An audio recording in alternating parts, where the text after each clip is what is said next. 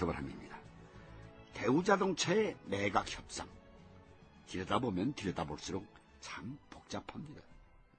많은 숫자들과 또 상황에 따라 변화무쌍해지는 계약 조건들. 그러나 그 속을 들여다보면 시장에서 물건을 팔고 사는 이치와 크게 다르지 않습니다. 파는 사람은 물건을 잘 포장해서 좋은 가격을 받고 싶어 합니다. 사는 사람은 좋은 물건을 싼 값에 사려고 하고 말입니다. 많은 숫자와 복잡한 계약 조건은 그런 과정에서 생겨난 말하자면 부산물들인 거죠. 대우 채권단과 지임이 대우자동차 매각 문제를 놓고 그렇게 옥신각신하는 사이 대우의 해외 채권 문제가 해결됩니다.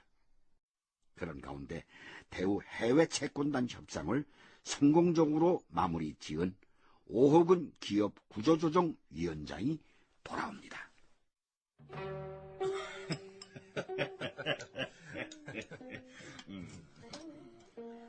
2000년 1월 초 어느 날이다. 기업 구조조정위원회 오호근 위원장이 이현재 재경부 장관과 자리를 함께했다. 분위기는 처음부터 좋았다. 형님, 고생 많았습니다. 진짜 고생 많았습니다. 자, 제 잔부터 한 잔 받으세요. 아이고. 내 고생 안 했다는 말은 솔직히 못하겠어.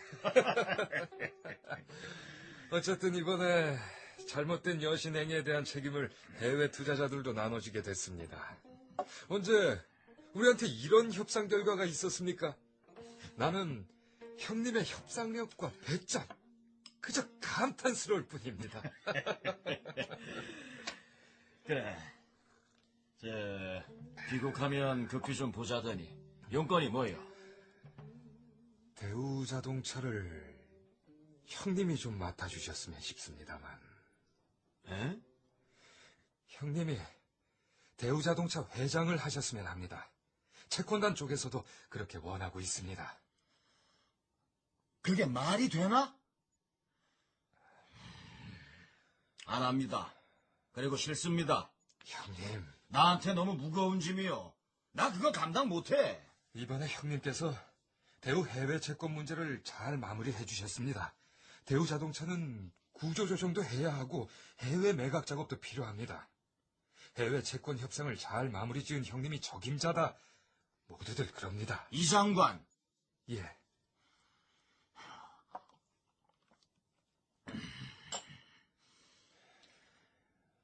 김우중 회장 말입니다. 예. 그분 지금 어디 있습니까? 그쪽 사람들하고는 연락을 주고받는 모양입니다만 저도 정확히는 모릅니다. 그분 대우의 부실 경영과 관련해서 법적 책임이 있는 분입니다. 대우의 해외 채권 문제를 처리하면서 어떻게 이런 식으로 기업 운영을 했나 싶어 치밀어 오를 때도 많았습니다. 예. 그러나 대우자동차는 적어도 대우자동차는 한 인간의 꿈과 좌절과 그 모든 것이 담긴 회사입니다. 말하자면 김우중 회장 인생 그 자체입니다. 그런데 그 회사의 회장으로 넙죽 올라앉아서 구조조정에다 매각협상에 칼을 휘둘러라. 나 그거 못합니다. 형님. 당신이나 나나 솔직히 인간적으로 괴로운 입장인 건 사실 아니오. 나라 경제의 틀을 뜯어고치는 일입니다. 인간적인 건 나중입니다. 대우자동차 문제가 처리 안 되면 재벌 구조조정도 완성 안 됩니다. 구조조정?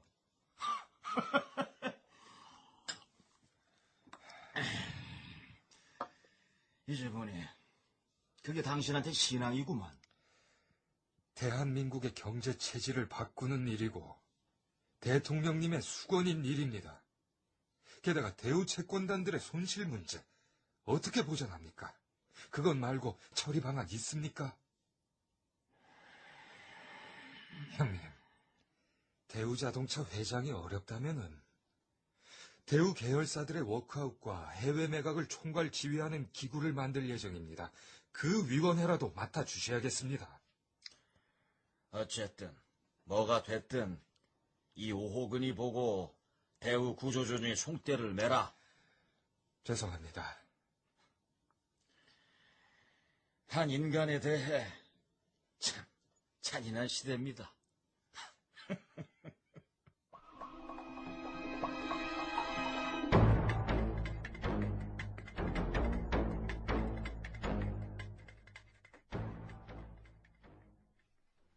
그해 1월 말 대우 계열사 워크아웃과 해외 매각을 총괄 지휘하는 기구인 대우 구조조정 추진협의회가 발족하고 오호근 기업구조조정위원장이 의장을 맡아 대우자동차 매각 일선에 나서게 된다.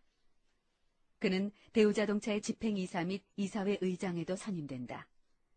사무실은 대우센터 빌딩에 자리를 잡았으며 주요 과제는 대우자동차 처리 문제였다. 정부는 이미 대우자동차 처리 문제를 국제 입찰로 방향을 잡은 뒤였다.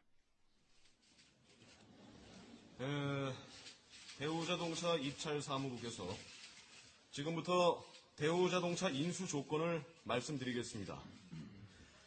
인수 조건은 첫째, 대우자동차를 인수해서 세계적인 업체로 키워줄 의사와 능력이 있어야 합니다. 이를 위해서 그동안 국내 전문가들이 우려했던 것처럼 완성차 생산 기조로 전락하지 않도록 하기 위해 연구개발센터 설립 등 독자적인 신차 개발 능력 부여가 입찰 심사에서 큰 고려 대상이 될 겁니다.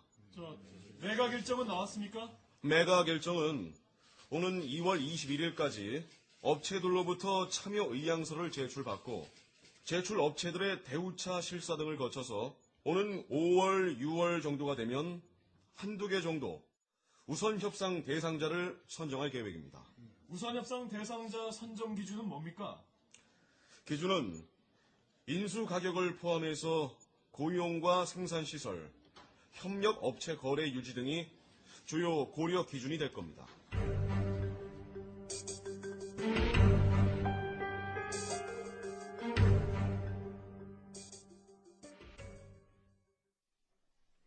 그로부터 얼마 후 각 자동차 회사로 대우자동차의 입찰 초청장이 발송됐다. GM은 즉각 이사회를 여는데 대우 쪽에서 비공식적으로 나온 말입니다만 종합해보면 이렇습니다. GM과 포드 이외에 현대, 다임러 크라이슬러, 피아트 등 6개 업체에 입찰 초청장을 발송했다고 합니다. 6개 업체예요?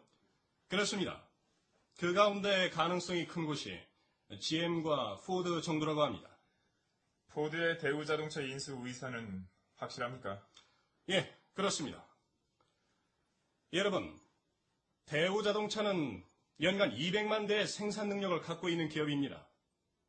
아시아 전진기지로서 대우자동차만큼 훌륭한 곳은 없습니다. 입찰에 성공하기 위한 조건으로 입찰 3국 쪽에서 몇 가지를 들었던데 앨런 사장은 그 가운데 핵심 요인이 뭐라 파악하고 있습니까? 가격입니다. 가격. 그렇습니다. 가격입니다. 그렇다면 포드 쪽에서 가격을 얼마로 산정해서 응찰하느냐. 그것을 알아내는 게 관건이겠구만.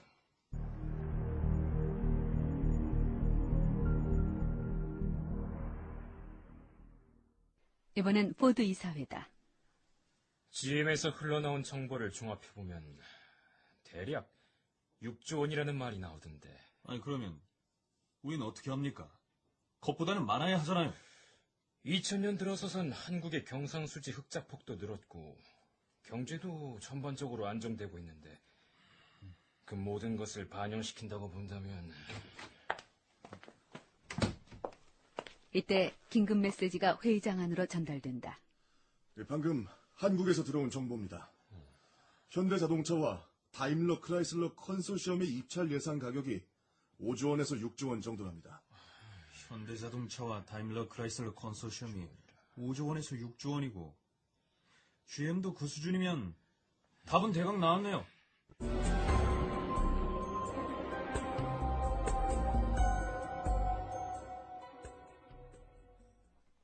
다시 GM이다.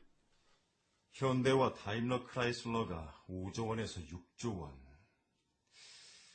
포드는 그 이상을 써낸다고 하는 정보인데 우리 GM과 피아트 컨소시엄이 이 정도면 수년간 한국에 머무르면서 대우자동차를 지켜보아온 결과입니다. 그게 적정선입니다. 아니 아무리 그래도 대우자동차 입찰 사무국에서 가장 중요한 기준이 가격이라고 했다면서요. 대우자동차의 사정 그렇게 녹록지가 않습니다. 만약에 그 사람들하고 같은 수준의 가격을 썼다가 감당 못하는 사태가 올 수도 있습니다. 게다가 대우의 빚도 우리가 고려해야 하고요. 대우자동차를 인수하기 위한 세계적 자동차 메이커들의 정보전은 치열했습니다. 그런데 여기서 한 가지 짚어둬야 할 게 있습니다. 대우자동차의 빚입니다. 당시 대우자동차의 부채 추정치는 한 18조 원 정도 되었다고 하는데 GM이나 포드 모두 이 빚 문제를 처리해달라 요구하고 있었습니다. 그렇게 따져볼 때 대우자동차의 실제 매각 가격이 얼마나 될지 사실 뚜껑을 열기 전에는 아무도 알 수 없었습니다.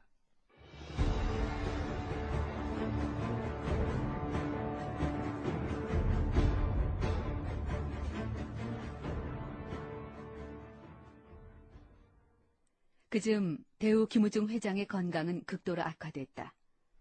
독일 프랑크푸르트에 머무는 동안은 수술을 받아야 했다. 식사를 하지 못한 탓에 위장이 탈이 난 것이었다. 수술 직후 김우중 회장은 국내 한 지인의 방문을 받는다.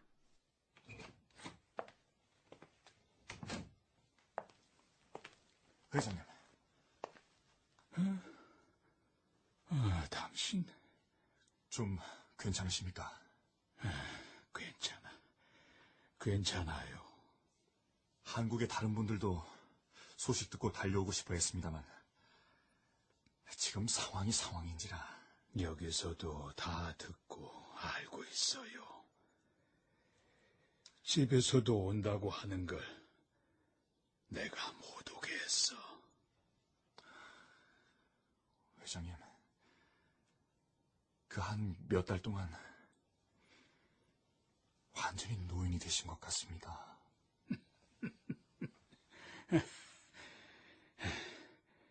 형벌이 따로 없더라고. 나는 일이 없으면 단 1분 1초도 견딜 수가 없는 사람인데 그런 사람한테 할 일이 없으니. 넘어진 김에 쉬어간다고 그동안 제대로 쉬신 적도 없지 않으십니까? 이 기회에 건강을 추스른다 생각하시고. 대우자동차는 국제 입찰이 진행 중입니다. 포드와 GM 그리고 현대는 기아 자동차도 인수했고 해서 독점 문제가 제기되자 다임러 크라이슬러와 제휴를 하게 될 것 같습니다. 회장님. 물 좀. 예.